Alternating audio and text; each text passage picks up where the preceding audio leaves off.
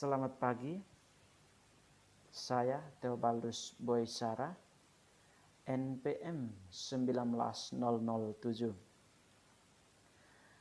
Para saudara, pada kesempatan ini kita akan melihat ajaran Mochi tentang cinta universal.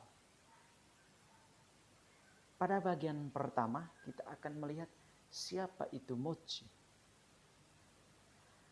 Mochi adalah salah satu filsuf Cina yang hampir terlupakan.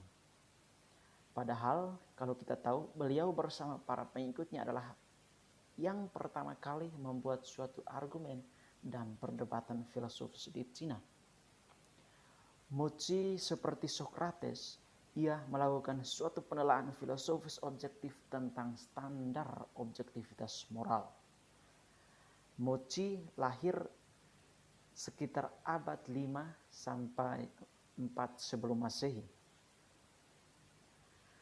Pada bagian berikut kita akan melihat kritik Mochi terhadap pemikiran Konfusius.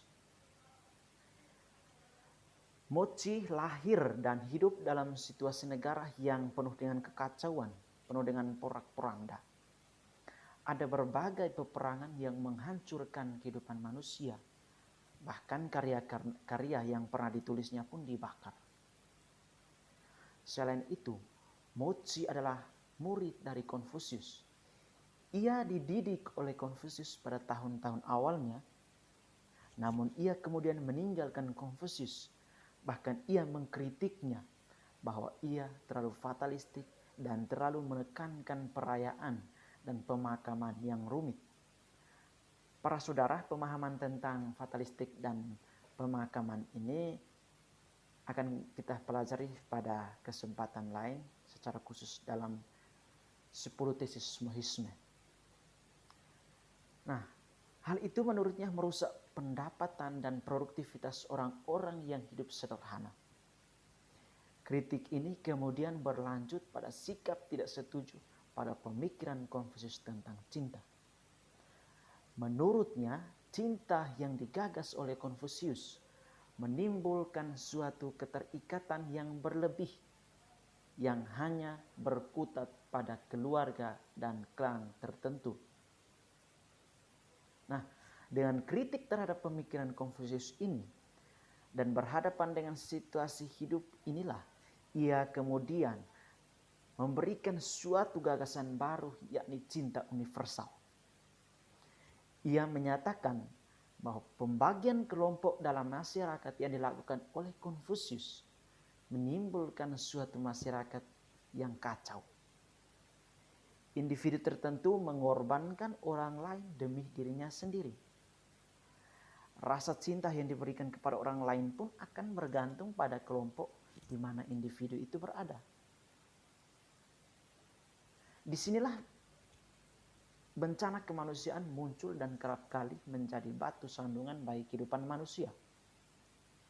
Dan dari sini muncul sikap benci terhadap yang lain. Misalkan saja, satu negara akan berusaha menghancurkan negara lain. Satu kelompok akan berusaha merusak kelompok yang lain.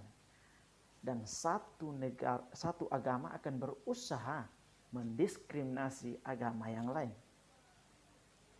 Itulah kenyataan yang akan terjadi bila gagasan Konfusius ini sungguh dihidupi, sungguh berjalan dalam kehidupan manusia, di mana adanya pembagian kelompok yang melekat dalam kehidupan masyarakat. Maka Mochi membawa pemahaman cinta universal ini untuk menghindarkan manusia atau masyarakat dari persoalan-persoalan atau bencana-bencana ini. Namun sebelumnya Mochi menegaskan bahwa cinta universal ini hanya akan terrealisir dengan baik bila setiap orang mampu memandang negara lain sebagai negaranya sendiri, memandang keluarga yang lain sebagai keluarganya sendiri, dan yang terakhir memandang orang lain sebagai aku yang lain atau yang biasa disebut lian.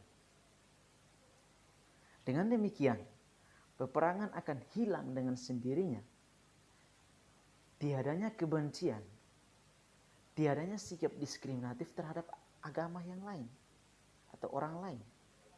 Dan semua tindakan ini akan memberikan suatu manfaat mendalam bagi kehidupan masyarakat. Akan ada kedamaian, akan ada kenyamanan dan kebahagiaan dalam hidup manusia, dalam hidup bermasyarakat, dalam hidup bernegara. Itulah situasi yang akan terjadi bila cinta universal ini sungguh-sungguh mewarnai kehidupan manusia. Itulah yang perlu kita tanamkan dalam kehidupan kita sehari-hari. Baik, terima kasih.